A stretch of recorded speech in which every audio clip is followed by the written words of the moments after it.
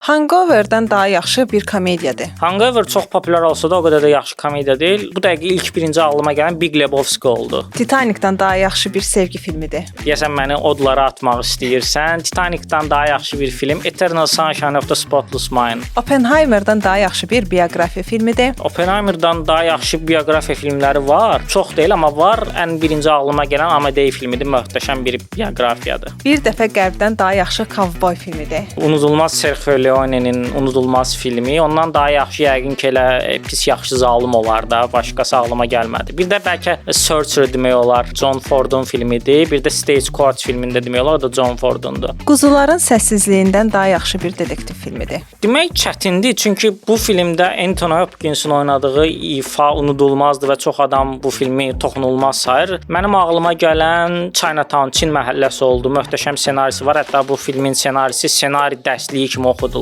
Sıravi rayon xilas edilməsindən daha yaxşı bir müharibə filmidir. Bu da çox çətin oldu. Biraz düşünüm. Məncə Get və Gör filmi var. O 1985-ci ildə çəkilmiş möhtəşəm bir müharibə filmidir. Hətta çoxlarına görə ən yaxşı müharibə filmi sayılır. Mişardan daha yaxşı qorxu filmidir. Mişar çox populyardır, amma ondan daha yaxşı qorxu filmləri var. Xüsusilə alt mətnlər baxımından, daha yaxşı yozumlara imkan verməsi baxımından ağlıma gələn Roman Polanski'nin Rozmarinin uşağı filmi oldu. İnanılmaz bir filmdir. Psixoloji qorxu filmidir. Top Gun-dan daha yaxşı bir action filmidir. Top Gun əslində çəkiləndən sonra xeyli müddət belə əl çatmaz oldu. İndi bəlkə Tom Cruise-un digər Mission Impossible-ını demək olar, amma mən fərqli bir seçim eləyib Inception filmini demək istəyirəm. Nolan'ın bu filminin xüsusilə action tərəfi çox güclüdür və bu filmi adını çəkmək olar. Bizim bu gün janrlar arasında gəzintimiz bu idi. İstədiyiniz janrları rəydə yazın. Bəlkə gələn dəfə həmin janrdan yaxşı bir filmi seçib ondan daha yaxşı bir film tövsiyə elədik. Siz də öz düşüncələrinizi bölüşə bilərsiniz. Özünüzə yaxşı baxın. Hələlik.